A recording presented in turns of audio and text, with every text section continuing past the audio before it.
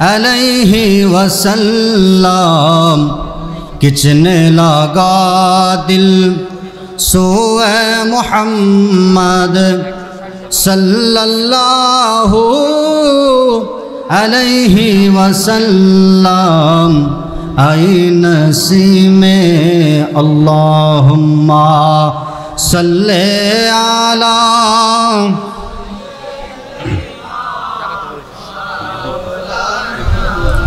मुहम्मद व अला आलि सय्यिदिना माওলানা। আমরা সকলে একটু মহব্বত নিয়ে পড়ি আলহামদুলিল্লাহ।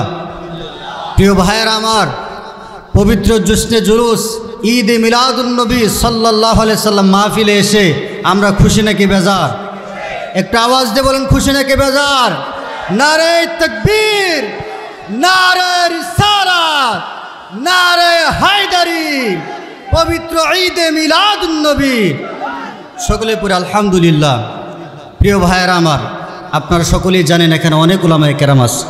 শুধুমাত্র একটি হাদিস বলবো, আপনারা সবাই শুনতে রাজি আছেন? আছেন তো ইনশাআল্লাহ? তিরমিজি শরীফের একটি হাদিস। ইবনে আব্বাস রাদিয়াল্লাহু তাআলা আনহু তিনি বলতেছেন, আল্লাহর নবীর কয়েকজন সাহাবী তারা একটা বৈঠক শেষ করে বের হলেন। বের হওয়ার পরে তারা পরস্পর একজন আরেকজনের সঙ্গে কথা বলতেছে, কানাকানি করতেছে। একজন বলতেছেন আল্লাহ সুবহানাহু ওয়া তাআলা ইব্রাহিম খলিলুল্লাহকে বন্ধুত্ব দান করেছেন। আরেকজন বলতেছে আল্লাহ পাক মুসা কালিমুল্লাহর সঙ্গে কথা বলেছেন। আরেকজন বলতেছেন ঈসা আলাইহিস সালাতু ওয়াস সালাম আল্লাহর কালেমা এবং তারই দেওয়া খাস রূহ।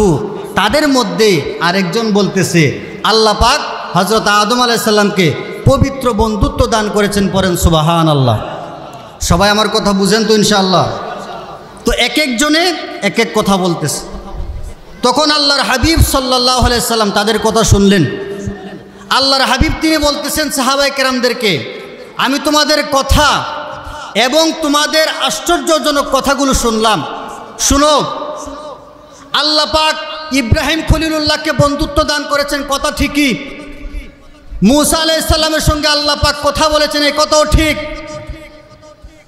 হযরত ঈসা আলাইহিস সালাম আল্লাহর দেওয়া খাস রূহ এবং তারই কালিমা, এই কথাও ঠিক। হযরত আদম আলাইহিস সালামকে আল্লাহ পাক পবিত্র বন্ধুত্ব দান করেছেন, এই কথাও ঠিক। তবে শুনে রাখো ও আমার সাহাবীরা, আমি হলাম আল্লাহর মহাপ্রিয় বন্ধু হাবিব। পড়েন সুবহানাল্লাহ। আমার নবী কি আল্লাহর মহাপ্রিয় বন্ধু হাবিব? আমার নবী বলতেছে, ও আমার সাহাবীরা, কাল হাসরের ময়দানে লিওয়ায়ে হামদের বাহক হব আমি নবী। যে লিওয়ায়ে হামদের নিচে আদম আলাইহিস সালাম থেকে শুরু করে যত মানুষ এসেছে, যতজন দুনিয়ার বুকে আগমন করেছে, সবাই এটার নিচে থাকবে। আমি নবী ওই লিওয়ায়ে হামদের বাহক হয়ে যাব। পড়েন সুবহানাল্লাহ। তারপরে এই হাদিসের মধ্যে আছে আল্লাহর হাবিব বলতেছেন যে কাল হাসরের ময়দানে সর্বপ্রথম সুপারিশকারী হব আমি নবী। সর্বপ্রথম আমি নবীর সুপারিশ গ্রহণ করা হবে। কাল হাসরের ময়দানে আমার এমন সম্মান থাকবে, এতে আমি নবীর কোনো অহংকার নাই, ফখর নাই। আমার নবী বলতেছে সর্বপ্রথম জান্নাতের দরজার মধ্যে খটখটাইব আমি, আমার জন্য জান্নাতের দরজা খুলে দেওয়া হবে, এতে আমি নবীর অহংকার নাই। আমি নবী সর্বপ্রথম জান্নাতের মধ্যে প্রবেশ করব আমার গরিব উম্মতদেরকে নিয়ে, মুমিন উম্মতদেরকে নিয়ে। পড়েন না সুবহানাল্লাহ। আমার ভাইরা, ওই নবীর উম্মত হয়ে আমরা খুশি নাকি বেজার? একটা আওয়াজ দিয়ে বলেন খুশি নাকি বেজার? ইয়া রাসূলুল্লাহ বলে ডাক দেন, ইয়া রাসূলুল্লাহ। আমার প্রিয় ভাইরা, হাদিসের শেষের জায়গার মধ্যে রয়েছে আল্লাহর হাবিব তিনি বলতেছেন যে পূর্ববর্তীতে যারা এসেছে এবং পরবর্তীতে যারা এসেছে সবার থেকে আমি নবী সম্মানিত হবে, এত আমি নবীর কোনো অহংকার নাই। পড়েন না সুবহানাল্লাহ। তো কেমন নবীর উম্মত হয়েছে আমরা? ওই নবীকে আমরা মহব্বত নিয়ে, ওই নবীর মহব্বত দিলে ধারণ করে, মহব্বত নিয়ে নবীর সুন্নাহ মোতাবেক আমরা জীবন পরিচালনা করবো। আল্লাহ পাক কবুল করে বলেন আমিন।